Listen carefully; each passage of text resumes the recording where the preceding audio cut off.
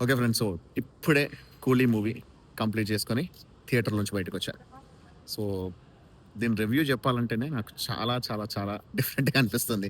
ఎందుకంటే this is one of the most complicated movie I have ever seen. Multi layers అనమాట. రకరకాల layers. ఒక్కొక్క layer ఒక్కొక్క టైంలో అవి ఓపెన్ అవుతూ ఉంటాయి. ఇది ఖచ్చితంగా చెప్తున్నా. ఒక్కసారికి మాత్రం ఎవ్వరికీ అర్థం కాదు. మినిమమ్ 2 సార్లు చూడాల్సిందే.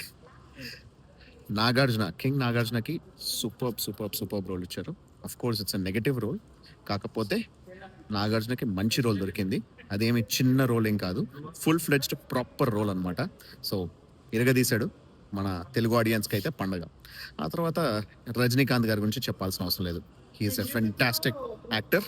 అండ్ ఈ ఏజ్‌లో గూడా 74 ఇయర్స్ ఏజ్‌లో గూడా అల్టిమేట్‌గా యాక్ట్ చేసి ప్రూవ్ చేసుకున్నాడు తన వర్త్ అనేది.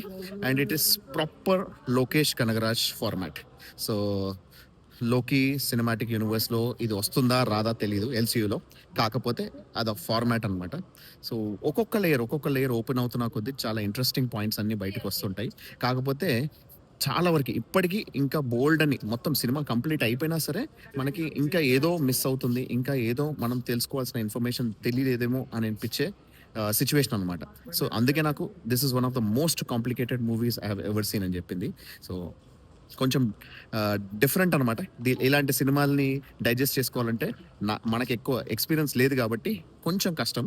కాకపోతే ఇది ఇలాంటి ఒక మల్టీ లేయర్డ్ మూవీస్‌ని ఇష్టపడే వాళ్ళకు ఖచ్చితంగా నచ్చుతుందని అనుకుంటున్నా.